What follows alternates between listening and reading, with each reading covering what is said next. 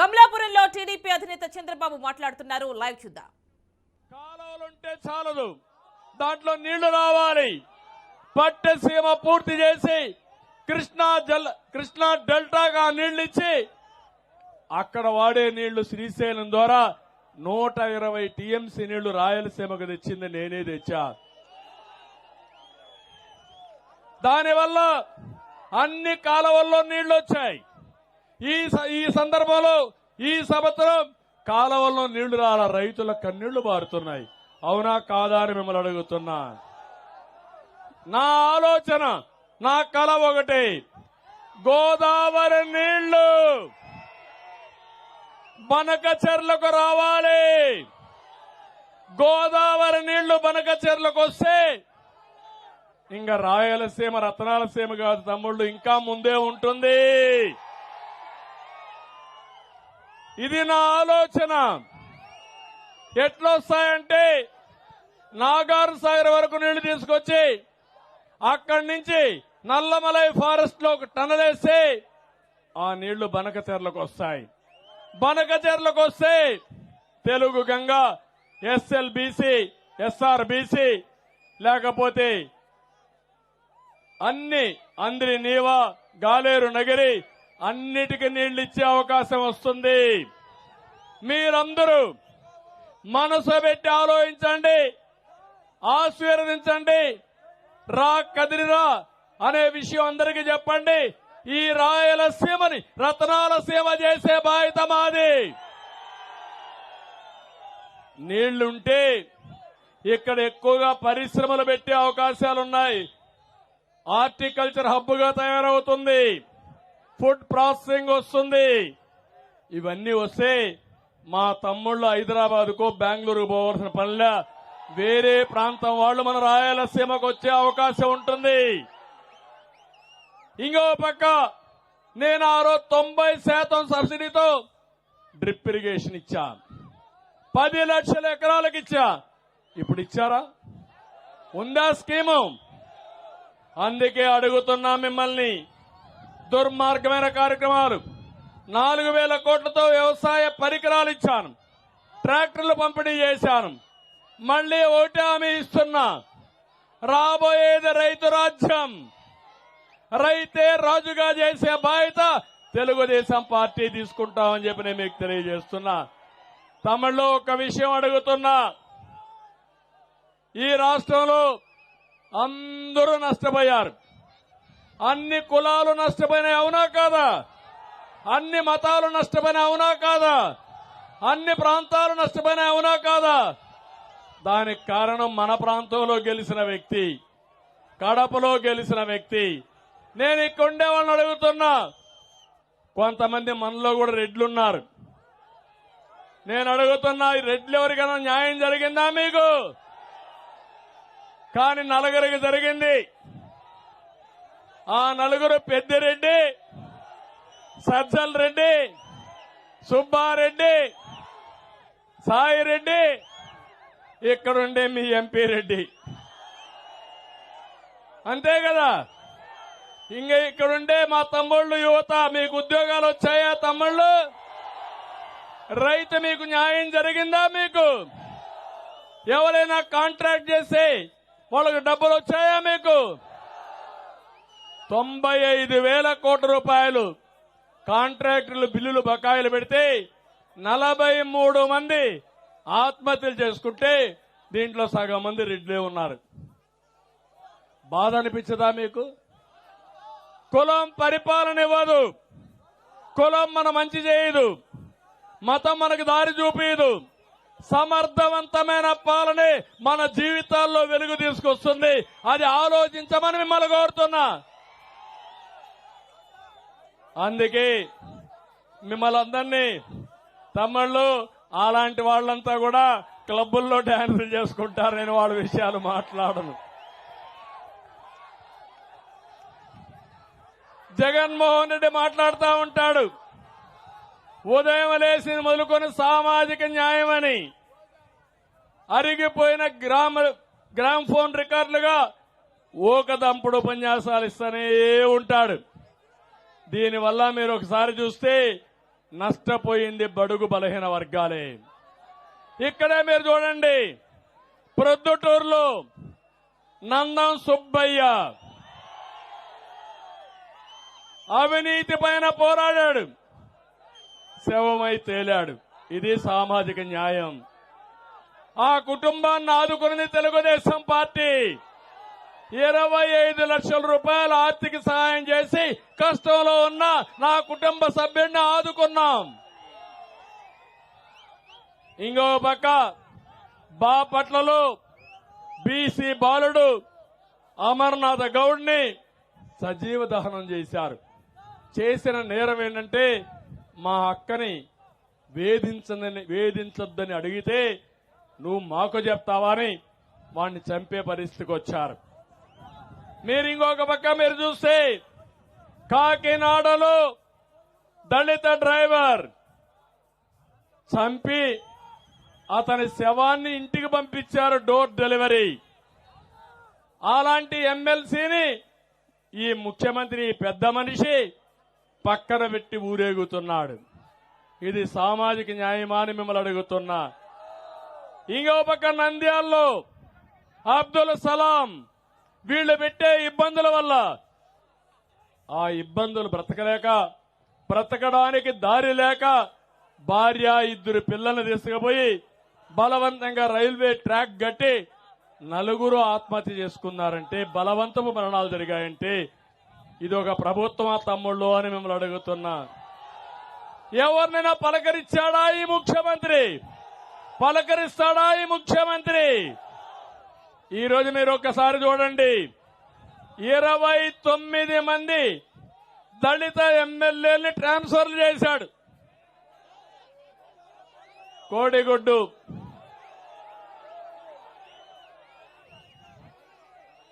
మా తమ్ముడు చెప్తున్నాడు, ఇరగమరెడ్డి, తిరుపాల్ రెడ్డి సీఎం బంధువు నా భూమి కబ్జా చేశాడని మా తమ్ముడు అక్బర్ బాధపడుతున్నాడు.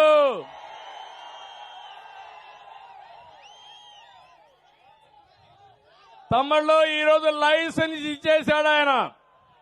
మీ భూమి ఎవడు కబ్జా చేసినా మీకు న్యాయం చేయడు, కబ్జా చేసిన వాడికే న్యాయం చేస్తాడు. అందుకే ఇప్పుడు సర్వే చేశాడు, జలగన్న సర్వే. ఆ జలగన్న సర్వేలో మీ భూమి వేరే వాళ్ళ పేరుతో వెళ్లిపోతుంది ఇప్పటి నుంచి. దీనికి కొత్తగా ఇంకొక చట్టం తెచ్చాడు, భూభక్షణ చట్టం. ఆ చట్టం అమల్లోకి వస్తే ఇంక మీరు గోయిందా ఇంకా అప్పీలే లేదు. ఇప్పుడే లాయర్లు చెప్పారు, ఈ సర్వే లోపభూయిష్టం, దీనివల్ల లాభం లేదు. మీ భూమి నాదిగానో నా భూమి వేరే వాళ్ళదిగానో, లేకుంటే వాళ్ళకి అవసరమైతే 22A పెట్టి ప్రభుత్వ భూమిని భూములు కొట్టేసే ప్రయత్నం చేస్తున్నారు. ఈ భూరక్షణ చట్టం సమాజానికి చేటు తీస్తుంది. నేను అందుకే హామీ ఇస్తున్నా, ప్రభుత్వం వస్తానే భూరక్షణ చట్టాన్ని ఆపి మీ ఆస్తులు కాపాడే బాధ్యత తెలుగుదేశం పార్టీదని చెప్పి నేను మీకు తెలియజేస్తున్నా. ఎంత దుర్మార్గుడు తమ్ముళ్ళు! మీ పట్టాదారు పాస్బుక్ ఉందా? దాని మీద బొమ్మ ఎవరిది? ఎవరిది బొమ్మ? ఏం మీ నాన్న తరపున బంధువా? మీ తల్లి తరపున బంధువా? మీ దూరపు చుట్టమా? మీ యొక్క ఆస్తి పైన ఆయన ఫోటో ఏంటి తమ్ముళ్ళు? ఫోటో పిచ్చోడు కాకపోతే. ఇంకో పక్క మీ భూమి పక్కన సర్వే రాళ్లు వేశాడు. ఆ సర్వే రాళ్ల పైన బొమ్మ ఎవరిది? అంటే మీరు ఆ పాపిష్టి ముఖం చూస్తానే ఉండాలా ఎప్పుడు. అందుకే అడిగా, రా కదిలిరా, ఈ పీడ విరగడ చేయాలంటే అందరూ సమిష్టిగా పోరాడాలి. నేను అడుగుతాను, ఇంకా భయపడతారా మీరు? పిరికితనం ఉందా అని మిమ్మల్ని అడుగుతున్నా. భయపడితే భయమే మనల్ని చంపేస్తుంది. ఎదురు తిరిగితే న్యాయం జరుగుతుంది. సిద్ధమా మీరు అడుగుతున్నా? 5 సంవత్సరాలు పరిపాలన చేసి ఒక్క ఎమ్మెల్యే తప్పు చేసినా చెప్పకుండా ఈ ఎమ్మెల్యేల కథ అంతా చెప్తాను నేను ఎట్టున్నారని. ఒక్కరిని కూడా మందలించకుండా ఇప్పుడొచ్చి ఏమీ తెలియని నంగనాచమారిగా ఆయన తప్పు చేశాడు ఎమ్మెల్యే, ఆయన తీసేస్తా. ఈయన తప్పు చేశాడు ఎమ్మెల్యే, ఈ ఊరు నుంచి ఇంకొక ఊరికి మార్చేస్తా. ఒక ఊరు చెత్త, ఇంకొక ఊరు బంగారం అవుతున్నా తమ్ముళ్ళు. చెత్త చెత్తే కదా, ఆ చెత్త ఎక్కడ వేయాలి? గార్బేజ్లు వేయాల. అవునా కదా? డంపింగ్ ఆడు మా తమ్ముడు చెప్తాను, డంపింగ్ ఆడులో వేయాలని. డంపింగ్ యార్డ్లో వేయాలని మీ ఇంట్లో వేస్తానంటాడు. దానికి మీరు సిద్ధమని మిమ్మల్ని అడుగుతున్నా.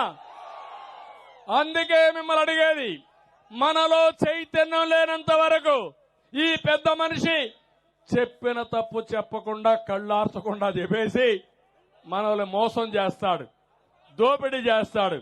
ఒక్క విషయమే చూడండి, మనం ఒక కూలి మనిషి అయినా సరే, చిన్న కుటుంబం, అన్న చెల్లెలు ఉంటారు, 2 ఎకరాల భూమి ఉంటుంది.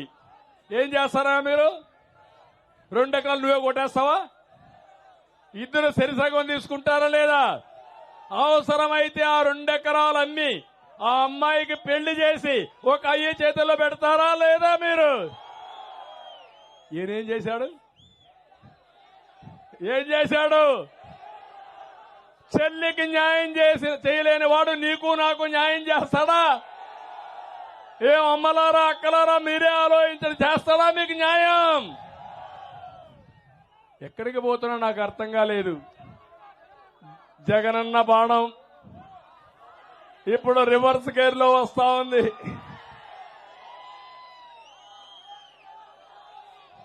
అంటే విలువలు లేని వ్యక్తులు రాజకీయాలకు అనర్హులు.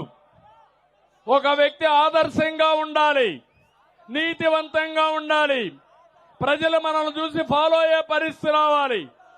అది కాకుండా ఈరోజు ఇష్ట ప్రకారం చేసే పరిస్థితికి వచ్చారు. నేను ఒకటే మిమ్మల్ని అందరినీ అడుగుతున్నా, ఇప్పుడే బాబు షూరిటీ భవిష్యత్ గ్యారంటీ ఇచ్చాను మీ అందరికీ. మా ఆడబిడ్డలకు హామీ ఇచ్చాను. ఆడబిడ్డ నిధి, ప్రతి ఒక్క ఆడబిడ్డకి 1500 రూపాయలు నెలకు మీ ఇంటికి పంపించే బాధ్యత నాది, మీ అకౌంట్లో వేసే బాధ్యత నాది. ఎంతమంది మహిళలున్నా అంతమందికి ఇస్తా, నిబంధనలు లేవు.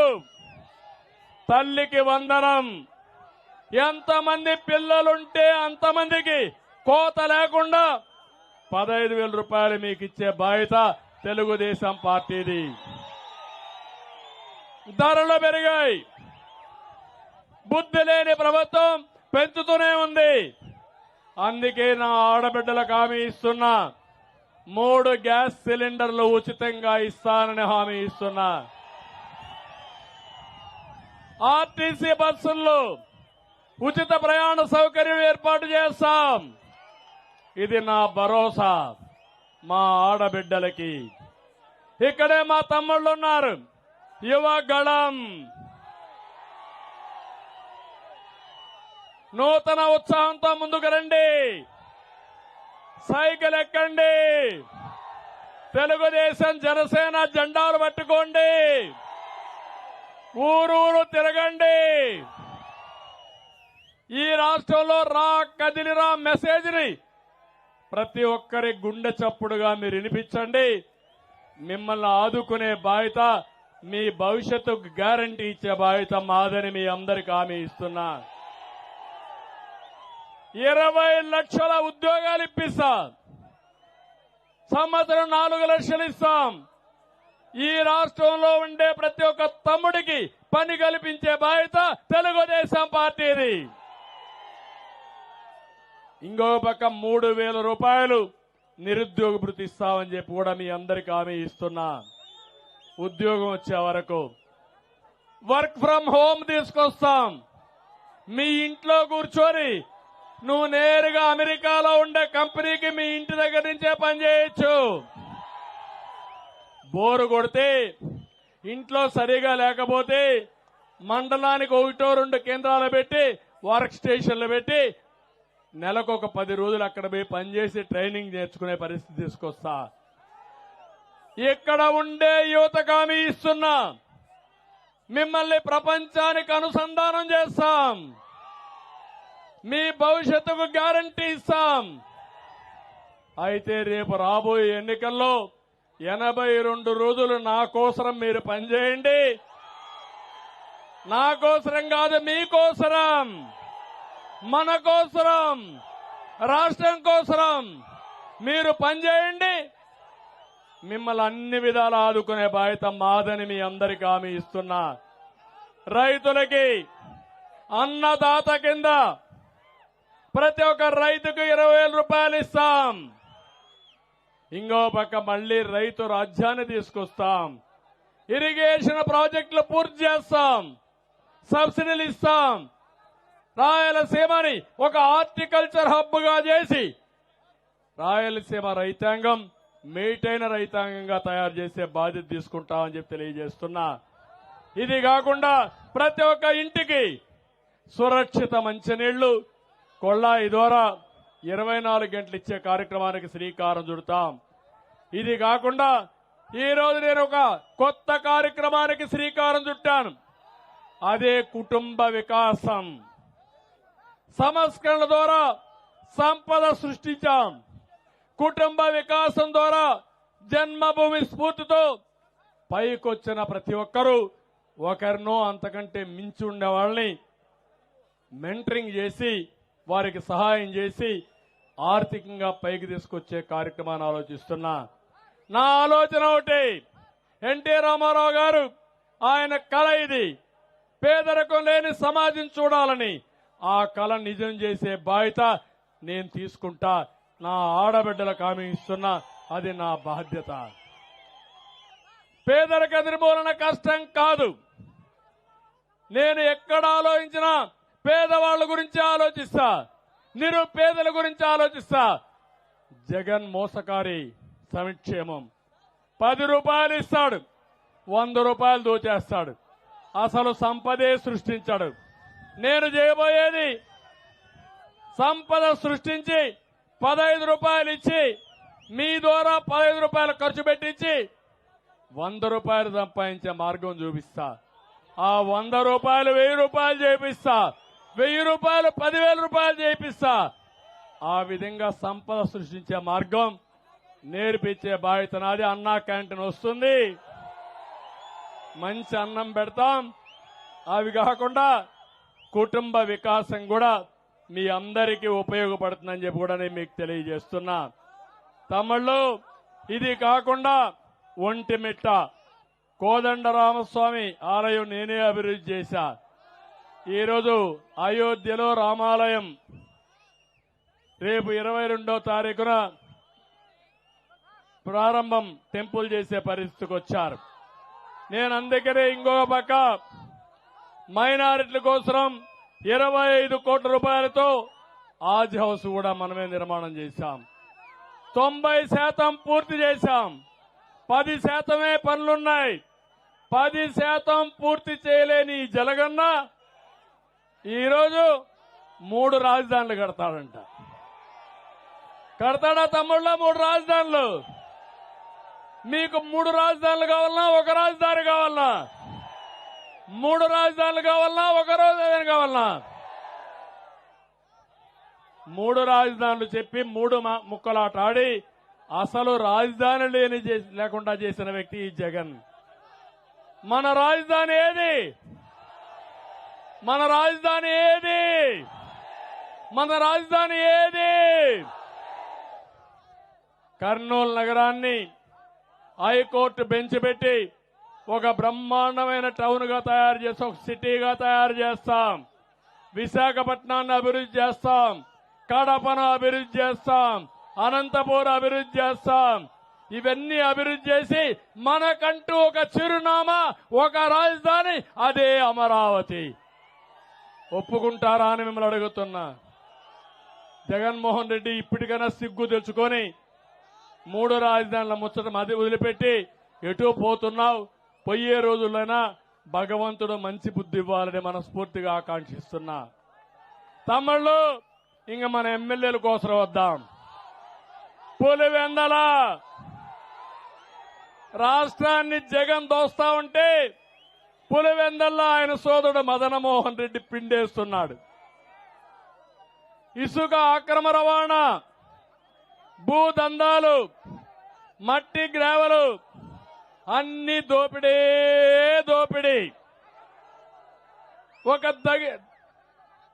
దళిత మహిళ నాగమ్మని అతి దారుణంగా చంపేసి అత్యాచారం చేస్తే ఏమాత్రం యాక్షన్ తీసుకొని ముఖ్యమంత్రిని ఏమనాలని అడుగుతున్నా. పులివెందల్లో ఈఏపీ కింద 300 కోట్లు, పిఎంజిఎస్టీ కింద 200 కోట్లు ఇస్తే కనీసం 220% కూడా పనులు పూర్తి కాల.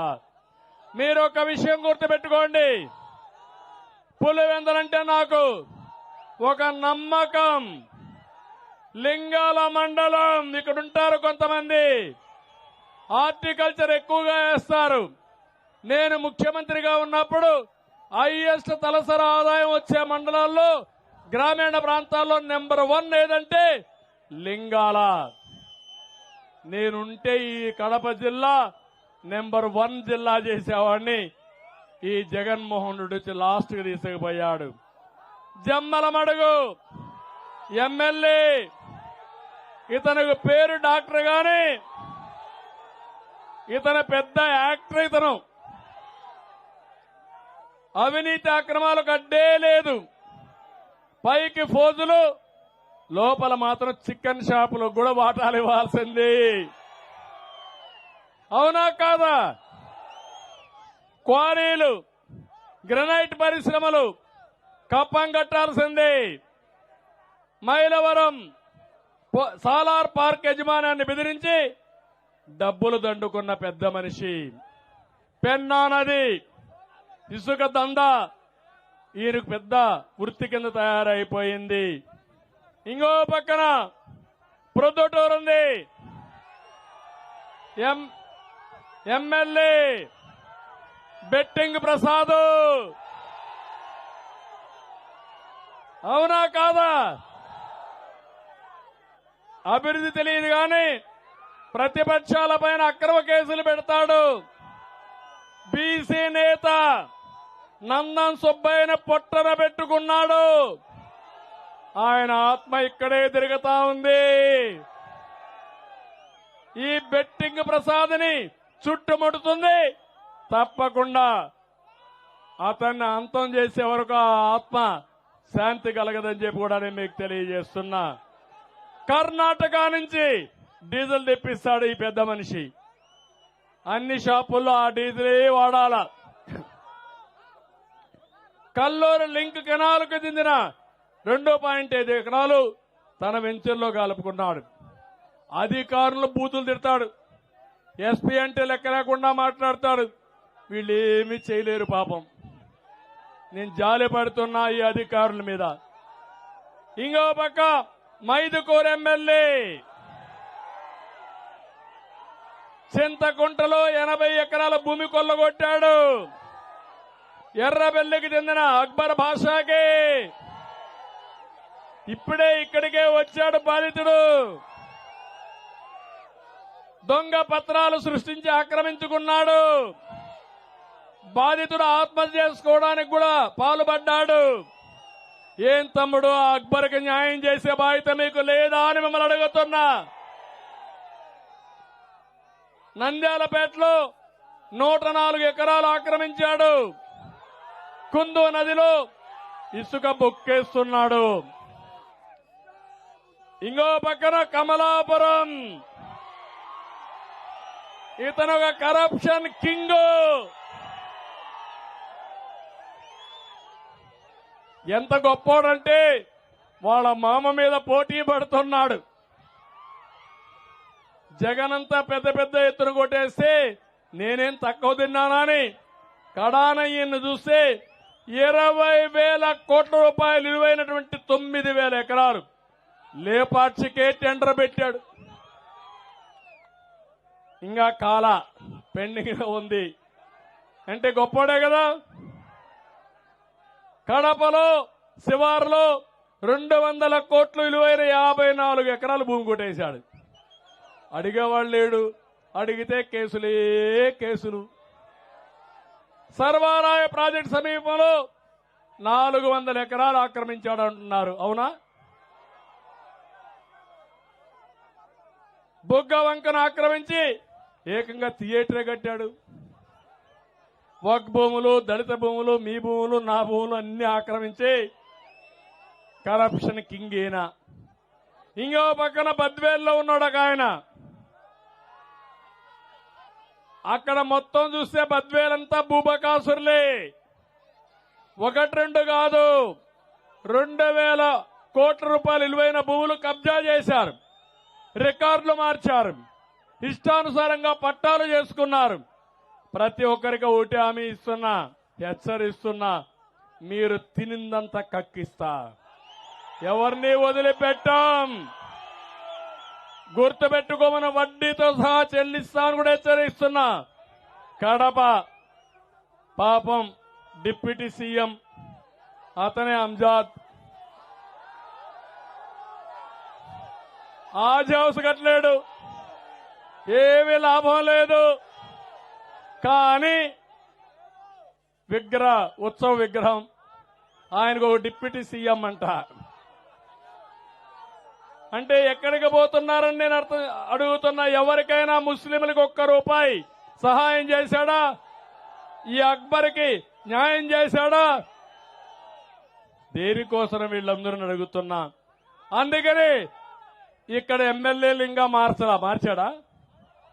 ట్రాన్స్ఫర్ చేశాడా? కానీ భయం, ఇక్కడ చేసే వీళ్ళు తిరుగుబాటు చేస్తారని.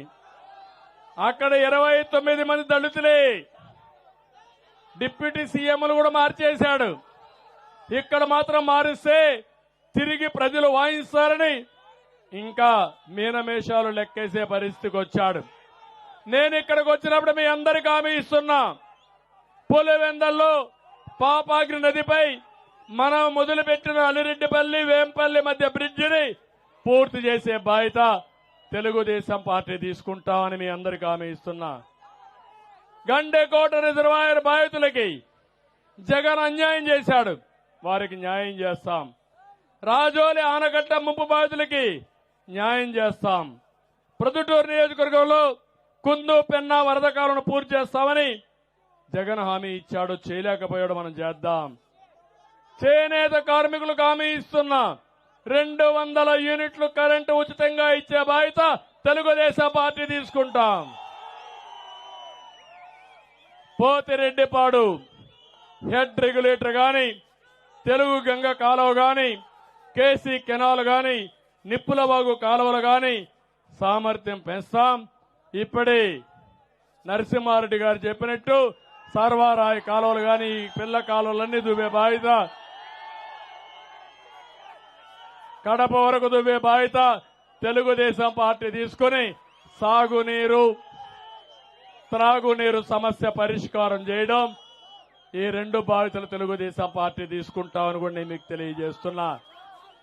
అందుకే నేను ఒకే ఒక విషయం మిమ్మల్ని అడుగుతున్నా.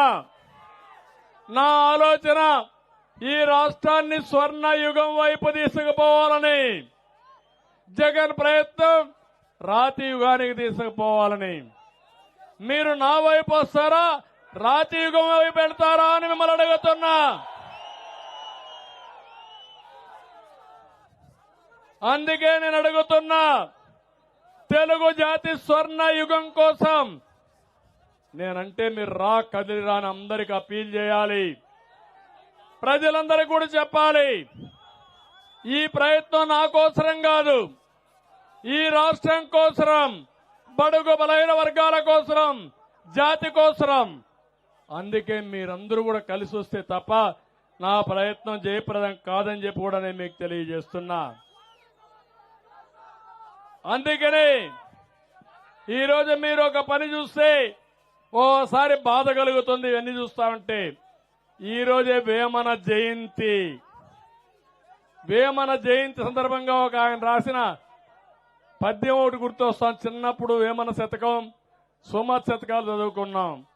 వేమన శతకం చూస్తే అల్పుడైన వాని కధిక భాగ్యము కలుగు, దొడ్డ వారి దిట్టి తొలగగట్టు, అల్ప బుద్ధివాడు అదుకుల నెరుగురా, విశ్వదాభిరామ వినురవేమ అని అన్నాడు. ఆయన చెప్పింది మూర్ఖుడికి సంపద కలిగినట్లయితే పెద్దవారందరినీ తిరస్కరిస్తాడు. అల్పుడైన వారికి గొప్పవారి యొక్క శక్తి గురించి ఏమి తెలుస్తుంది? ప్రజలు దయచేసి అధికారం ఇస్తే దాని విలువ తెలియకుండా గొప్ప వాళ్ళని అవమానిస్తూ వేమన యూనివర్సిటీకి వేమన బొమ్మ తీయేసి వీళ్ళ బొమ్మ పెట్టుకున్నాడంటే ఇది న్యాయమా అని మిమ్మల్ని అడుగుతున్నా. వేమన కంటే గొప్పవాళ్ళ వీరని అడుగుతున్నా మిమ్మల్ని. అందుకనే వీళ్ళకి ఈ ఒక వచనం చాలా వరకు, ఈ పాట చాలా వరకు వాళ్ళకు వర్తిస్తుంది. అల్పుడైన వాని కధిక భాగ్యము కల్గా దొడ్డవారి దిట్టి తొలగగొట్టు అల్పబుద్ధివాడు అధికుల నెరుగున విశ్వదాభిరామ వినురవేమ. మూర్ఖుడికి సంపద వచ్చినప్పుడు మంచి చెడ్డ తెలియదు. దుర్మార్గుడికి అధికారం వచ్చినప్పుడు ఆ అధికారాన్ని ప్రజలకు ఉపయోగించకుండా స్వార్థం కోసం ఉపయోగించి రాష్ట్రాన్ని నాశనం చేస్తారు. ఎవరైనా మాట్లాడితే వాళ్ళ మీద దాడులు చేస్తారు, భయభ్రాంతులు చేస్తారు. ఈ విషయం మీరు గుర్తుపెట్టుకోవాల్సిందిగా కోరుతూ, అదే ఎగ్జాంపుల్ 600 సంవత్సరాల కంటే ముందు వేమన చెప్పిన పద్యం ఇది. 600 సంవత్సరాల తర్వాత రాయలసీమ యూనివర్సిటీకి వేమన యూనివర్సిటీ పెడితే అక్కడ వేమన విగ్రహాన్ని తొలగించి వీళ్లు విగ్రహాలు పెట్టుకున్నారంటే ఎంత అల్పులో మీరు ఒక్కసారి ఆలోచించాలి. అది నా బాధ. సైకో కరెక్ట్ నేమేనా ఇది? నేను అందుకే చెప్పామన్న భోగి రోజున, ఈ రోజు భోగి మనకందరికీ పండగ. రాష్ట్రాన్ని పరిపాలించేది మాత్రం ఎవరు? ఆ రోజే నేను చెప్పాను మీ అందరికీ, మానసిక రోగి ఈ రాష్ట్రాన్ని పరిపాలిస్తున్నాడని. అందుకే ఒక విషయం గుర్తుపెట్టుకోండి, ఒక ఇంటి కుటుంబ పెద్ద చెడు వ్యక్తి అయితే కుటుంబం మొత్తం నాశనం అయిపోతుంది. ఒక రాష్ట్ర పెద్ద చెడు వ్యక్తి అయితే ఆ రాష్ట్రం అంతా సర్వనాశనం అయిపోతుంది. తిరిగి కోలుకోలేము. అదే ఈ రాష్ట్రంలో జరుగుతా ఉంది. ఈ రాష్ట్రాన్ని పునర్నిర్మాణం చేసుకునే బాధ్యత మనం అందరం తీసుకోవాల్సిన అవసరం ఉంది. ముందుకు రమ్మని, రా కదిలి రాని మరొక్కసారి పిలిపిస్తూ, నేను తెలుగు జాతి స్వర్ణ యుగం కోసం అంటే రా కదిలి రాని పిడికిలి బిగించి చెప్పాలి. తెలుగు జాతి స్వర్ణ యుగం కోసం,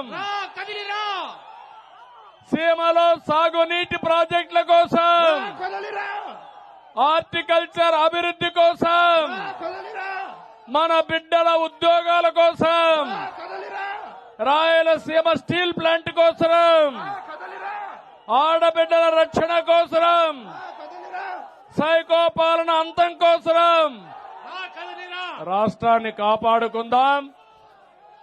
స్వర్ణయుగం రావాలి. Thank you. ఇప్పుడు మళ్ళా మీ ఉత్సాహం చూశా. నా జీవితంలో ఎప్పుడూ చూడని ఉత్సాహం కడపలో చూశా. ఇక్కడుండే జనసేన తెలుగుదేశం నాయకులకి పిలిపిస్తున్నా, 82 రోజులు మీరు పనిచేయండి. ఆ తర్వాత మిమ్మల్ని గౌరవించే బాధ్యత, ఆదుకునే బాధ్యత మాదని మరొక్కసారి తెలియజేస్తూ, పిల్లల్ని చూశా. నాకందరికంటే ఎక్కువ నచ్చింది మా పిల్లలందరూ టీనేజర్స్ బాయ్స్ అంతా తెలుగుదేశం జెండా పట్టుకున్నారు. వాళ్ళు ఒకటే చెప్తున్నారు, చంద్రన్న మా నమ్మకం నువ్వే, మీతోనే మేమని. ఈ పిల్లలందరూ కూడా తెలుగుదేశం పార్టీ కండువా వేసుకుని గ్రామ గ్రామంలో స్వాగతం పలుకుతున్నారు. ఆ పిల్లల కోసమే నేను కష్టపడుతున్నా. తప్పకుండా ఆ పిల్లల భవిష్యత్తు బంగారు భవిష్యత్తు చేస్తామని హామీ ఇస్తూ మరొకసారి అందరికీ